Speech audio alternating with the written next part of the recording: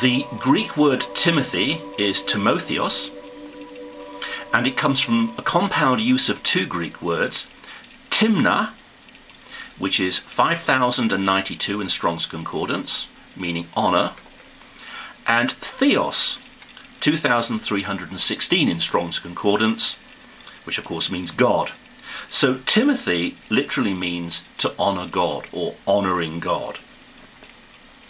If we go to the book of Timothy, Paul's letter to Timothy, in chapter 5 verse 17, there's a verse which people love to appeal to claim that ministers deserve a big salary. It says this, and I'll read to verse 19, 1 Timothy chapter 5, 17 to 19. Let the elders who rule well be counted worthy of double honour, especially those who labour in the word and doctrine. For Scripture says, you shall not muzzle an ox while it treads out the grain, and the labourer is worthy of his wages. Do not receive an accusation against an elder except from 2 or 3 witnesses. Now, the word honour here is timna, the same word which is used in the word Timothy. It means honour. It has no reference whatsoever to money. And the reason why double honour is appealed to is that you see in verse 3, 1 Timothy chapter 5 verse 3, it says honour widows who are really widows. Honour means respect. So when we read in verse 17 that elders who rule well in the church are worthy of double honour, all that means is that elderly men are worthy of honour for their age, first of all. But they're worthy of a double honour if they work in God's church and do their job or their function in God's church well. That's simply the meaning of double honour. It's not saying we should throw money at them, or that ministers are somehow worthy of huge pay packets and lots of perks and pensions, free house, free car, etc., etc., etc. Now, it does say that you shan't muzzle an ox while it's treading out the grain. All this means that while the ox went around in a circle, operating the millstone which milled corn, it was allowed to eat the corn that fell on the ground. Likewise, the labourer who works for somebody is worthy of his wages. Now, these are analogies to demonstrate that the elder who works well, who rules well in God's church, is worthy of double honour. He's, as I said, worthy of honour because he's an elderly man, but if he does the job in God's church well, then he's entitled to double honour.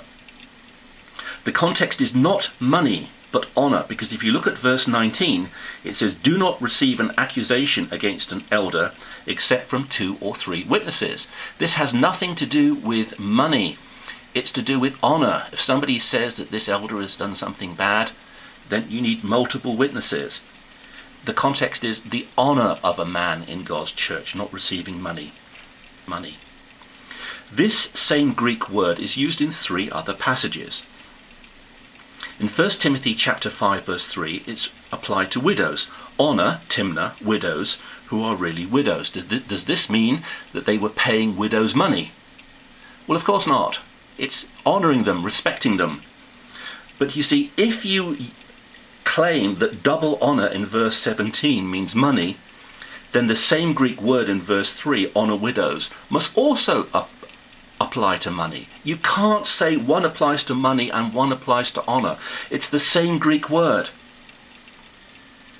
Likewise, servants, and that also includes slaves, are to count their own masters worthy of all honour. 1 Timothy chapter 6 verse 1. So servants or slaves are to honour their masters. The same Greek word, timna, for honour. Does this mean that the slaves were to pay their masters money? Of course not. It's to do with respect, honour. Well, in that case, if timna, honour, means honour and not money in chapter 6 verse 1, then the same Greek word timna, double honour, must also apply to honour, respect, and not to money in 1 Timothy chapter 5 verse 17, where it says the elders who rule well must be counted worthy of double honour. Finally, in Ephesians 6:1, children are to honour their parents in the Lord. Does this mean that the use of the word honour, timna, means that children are to pay their parents money? Or does it mean they're to give them respect? So this whole argument is totally ridiculous. There is a case that people can apply to say that ministers should be paid a salary. I might deal with this later on in this tithing series, though it's really outside the issue of tithing. But whether ministers are to be paid or whether ministers are not to be paid, let's get one thing absolutely clear. 1 Timothy chapter 5 verse 17, elders who rule well are to be counted worthy of double honour. This does not apply to money, and you cannot use this verse unless you twist it completely out of its context to somehow imply that ministers are entitled to a big wage or salary. One final point I'd like to make is this.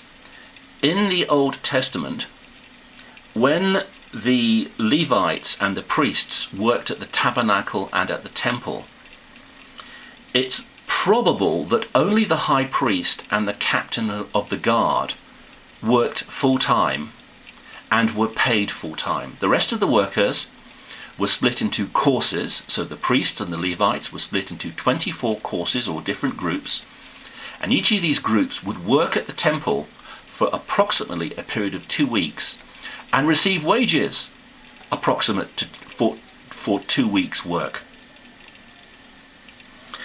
We don't find in the Bible thousands and thousands of Levites and priests, each of whom received a chariot and a golden chariot, and a stable and stable boys to look after their horses or donkeys which pulled the chariot, and free house and free togas and free clothes and free holidays abroad and big salaries, full-time salaries, big pensions.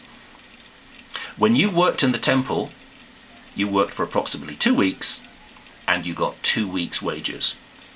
So if tithers wish to say that their ministers are entitled to be paid as the Levites and the priests in the Old Testament were paid, then bear that in mind. Very, very few people, probably only the captain of the guard and the high priest, were paid full-time wages for full-time work. The rest of them were just part-time. Thank you.